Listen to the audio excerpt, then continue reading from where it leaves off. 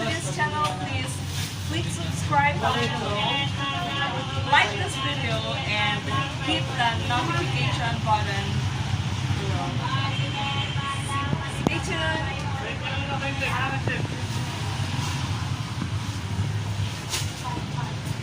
Kick.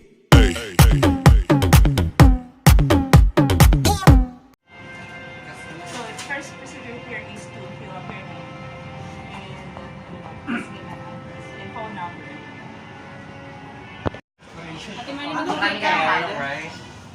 So ang in-avail ko po na promo ay 1,500. Ang gagawa po ng aking buhok ay si Miss Mar. Miss Mari. Miss Marte Andrada. Miss Marita Andrada. Andrade. So, tignan po natin yung gawa nila dito. Kung maganda, dito na po kayo lahat magpagawa ng buhok niyo. Marami nga ng followers. Konti na lang. Daily.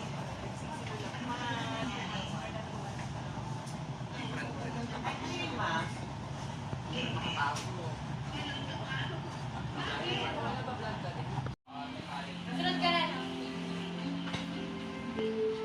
Ano po yung una na i-a-apply? So yung first step ko ay lalagyan nila ng rebonding cream daw. Ilang oras po? Ilang oras po?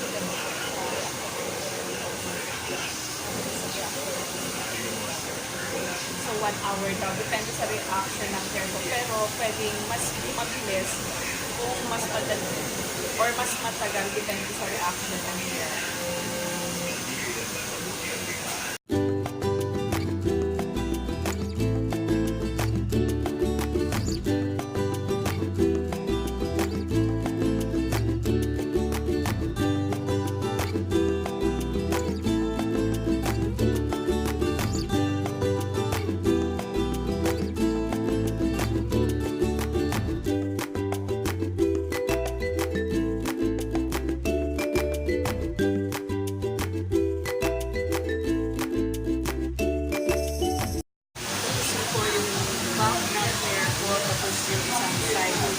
Last na po yung ginagawa ni Ma'am Marife sa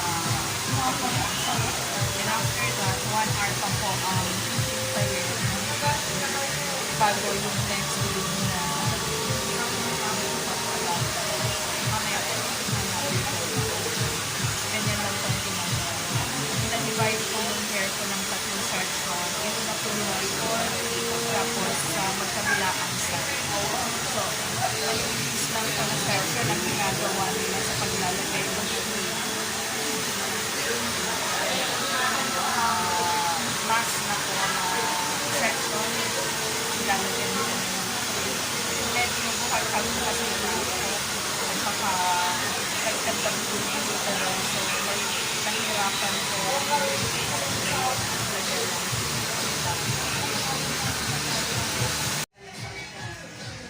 ano po yung next na gagawin niyo sa buhok ko? Rebonding cream pa rin naman.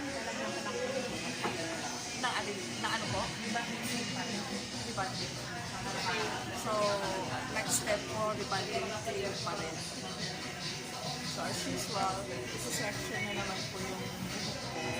Una po sa likod.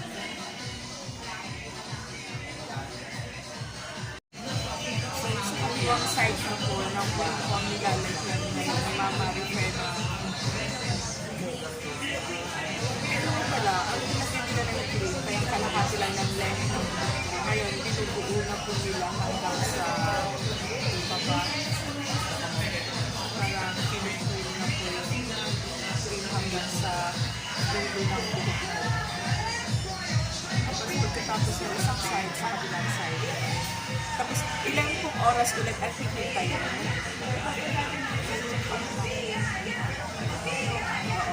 So 30 minutes pa after nila malagyan. Medyo makakabang hintayan ng pagpapalito. Mga ilang oras po lahat? Total. Hanggang sa matapos po. 4 to 5 hours.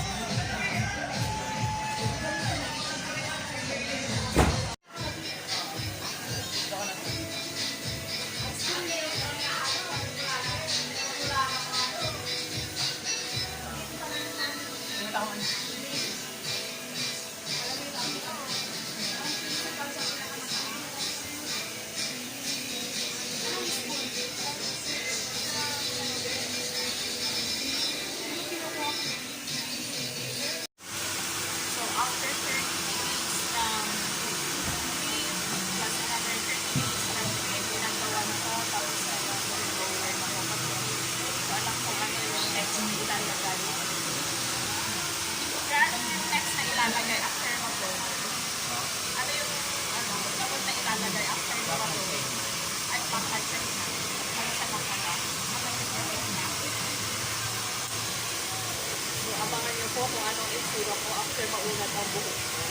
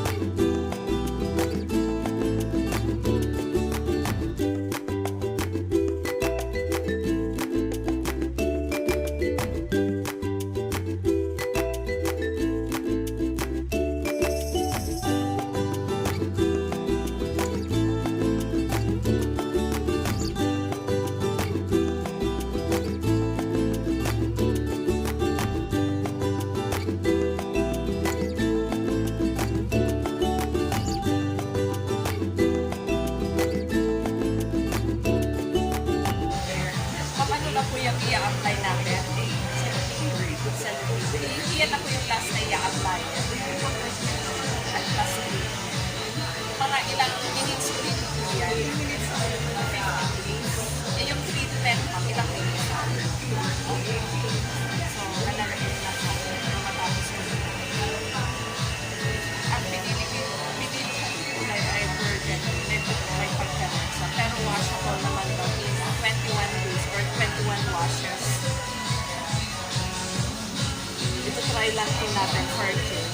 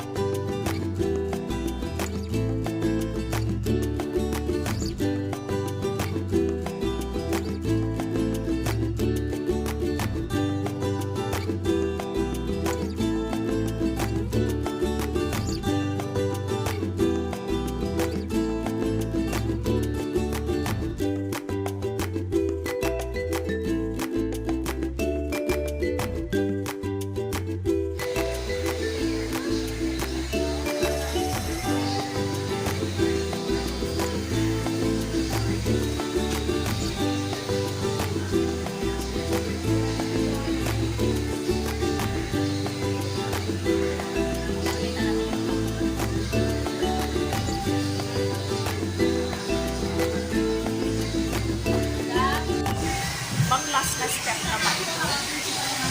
Pag-lower na lang. Lower na lang. Tapos after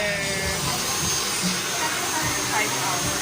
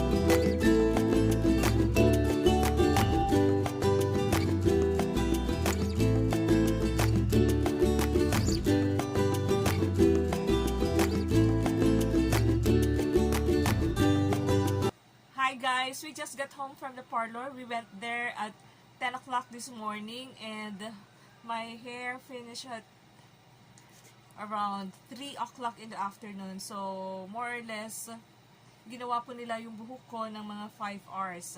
So, bibigyan po natin ng review yung kanilang service, yung price, including the accommodation.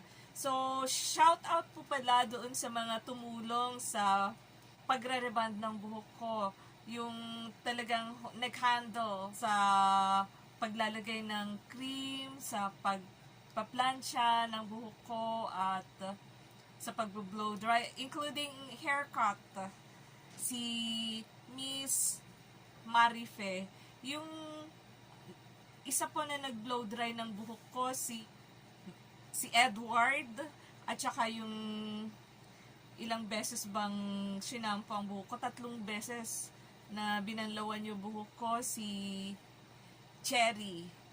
So, hi guys. Thank you so much. All in all, ang masasabi ko, nagustuhan ko lahat po. Sa price, unang-una, 1,500 po yung promo na in-avail ko. May treatment na po doon. Libre na rin po yung haircut. Meron din pong free na cellophane. Ang pinili kong color, kasi 3 yung kulay na pagpipilian. Yung isa pala natural, brown and burgundy. So, medyo reddish po itong buhok ko kasi burgundy. But, sabi nila, washable daw po yun. Mga 21 washes po, magpi-fade na rin po yung medyo red na nakikita dito sa buhok ko. Sa accommodation po, maganda po yung place. Maluwang, maraming, kahit may mga kasama ka, meron silang magandang sofa, well ventilated, hindi mainit, medyo malakas nga yung aircon nila. So, okay lang po yun. Yung, all in all, yung kalinisan, malinis po. May parating nagwawalis. Yun. Yung mga towels po, siguro, sa mga procedures na ginawa nila, mga 4 na beses na pinalitan po yung towels ko. Mababango po yung towels nila, malilinis po. Tapos, yung price, 1,500. At saka may libre pa po palang treatment. Isa pa pong treatment. So, sabi nila sa akin, babalik pa daw po ako ng kung kailan ako free para lagyan ulit ng treatment yung itong buhok ko. So, all in all, sabi ko, nagustuhan ko po yung ginawa nila sa buhok ko, yung pagka-rebond. Mababait po yung mga tao doon, nakasmile, magalang. So, wala akong masabi. Sa halagang 1,500, ito po yung kinalabasan ng hair ko. Titignan ko po after 3 days kasi papaliguan ko na po ito. 3 days akong hindi magsha-shampoo. Yun po ang sabi nila. So, after 3 days, kung ganito pa rin yung hair ko, well then, double thumbs up. So, for now, pwede ko pong i-recommend sa inyo ang Divalicious Parlor located in Urdaneta City. Malapit po siya sa may Magic Mall. Hope nagustuhan nyo tong video ito. Until my next video, bye! Thank you so much, Divalicious, and Miss Marife, si Sir Edward, na nag-blow dry ng buhok ko, at saka kay Cherry, na ilang beses na nag-shampoo dito sa buhok ko. 3 yata or 4. First sa cream, tapos second nung nilagyan ng color, tapos third nung nilagyan ng treatment. So, cream, after ng cream, after ng color, after ng treatment. 3 beses po niyang sinampo ang buhok ko. Thank you so much. Bye! Kita tayo sa susunod pag nagpa-treatment ako dyan.